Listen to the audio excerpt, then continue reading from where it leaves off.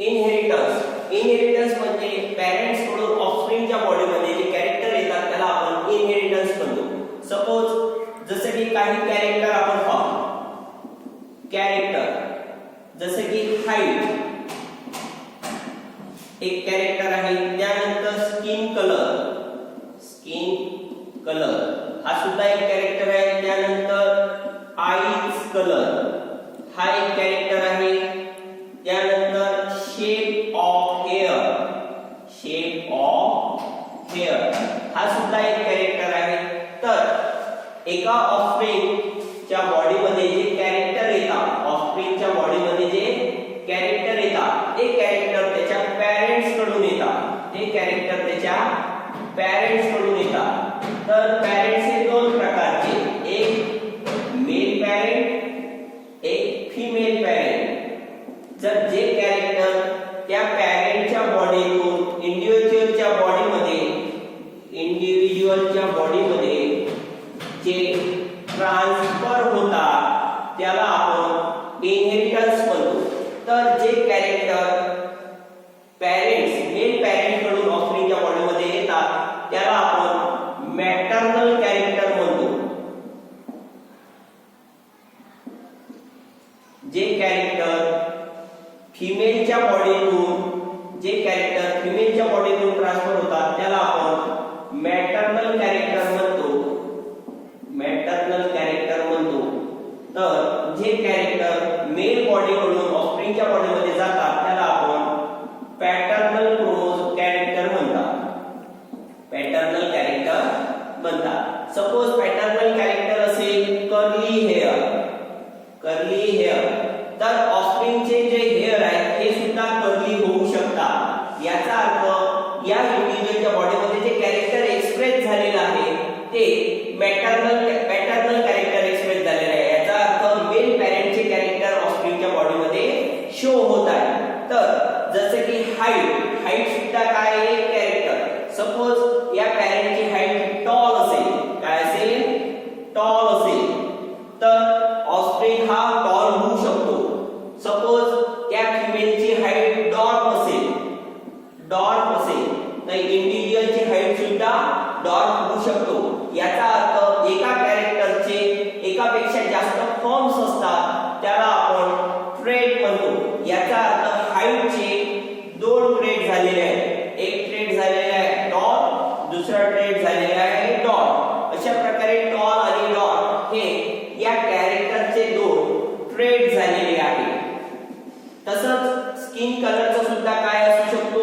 Skin colour हा एक character आहे. त्याचे सुद्धा काय असू शकतात, टू ऑर मोर फॉर्म्स. आणि टू ऑर मोर फॉर्म जे असतात त्याला आपण ट्रेट म्हणतो. जसे की स्किन कलर हे डार्क सुद्धा असू शकते, व्हाईट सुद्धा असू शकते, फेंट सुद्धा असू शकते. याचा अर्थ ट्रेट हे खूप जास्त प्रमाणात असू शकतात. जसे की आईज कलर सुद्धा एक कॅरेक्टर आहे. त्याचे वेगवेगळे काय आहेत फॉर्म. जसे की blue eyes, black eyes, brown eyes हे काय आहे, तर हे सुद्धा ट्रेट आहे. याचा अर्थ ट्रेट काय आहे, तर trait is a alternate forms of कॅरेक्टरचे अल्टरनेट फॉर्म्सला आपण ट्रेट म्हणतो. तर ट्रेट हा जो आहे हा प्रत्येक इंडिव्हिज्युअलमध्ये डिफरंट ट्रेट असू शकतात आणि हे ट्रेट कॅरेक्टर नुसार बदलत राहतात. तर कॅरेक्टरचे जे एक्सप्रेशन जे आहे ते कंट्रोल करत असते जीन. कॅरेक्टरच्या एक्सप्रेशनला कंट्रोल करत असते, कंट्रोल बाय जीन. तर हे जीन दोन प्रकारचे असतात. एक डॉमिनंट जीन, दुसरा रेसेसिव्ह जीन. कोणत्याही कॅरेक्टरचे दोन प्रकारचे जीन असू शकतात, एक डॉमिनंट, दुसरा रेसेसिव्ह. जर डॉमिनंट असेल तर तो कॅपिटल लेटरने डिनोट केला जातो, तर रेसेसिव्ह असेल तर स्मॉल लेटरने डिनोट केला जातो. या ठिकाणी आपण हाईटचा जीन जर कन्सिडर केला तर हाईटचा जीन कॅपिटल टी असेल तर डॉमिनंट जीन, स्मॉल टी असेल तर रिसेसिव्ह जीन. जर दोन्ही मॅटर्नल साइड कडून पण कॅपिटल जीन आला असेल, पॅटर्नल साइड कडून सुद्धा कॅपिटल जीन आला असेल तर अशा जीनला आपण ज्या ठिकाणी दोन्ही कॅपिटल तयार होतात त्याला आपण होमोलॉगस क्रोमोझोम म्हणतो. आणि होमोलॉगस क्रोमोझोम वरचे जे जीन आहेत कॅपिटल त्याला आपण होमोझायगस कंडिशन म्हणतो. होमोझायगस कंडिशन ज्या ठिकाणी क्रोमोझोम वरचे जे जीन असेल ते सेम असतील त्याला आपण होमोझायगस कंडिशन म्हणतो.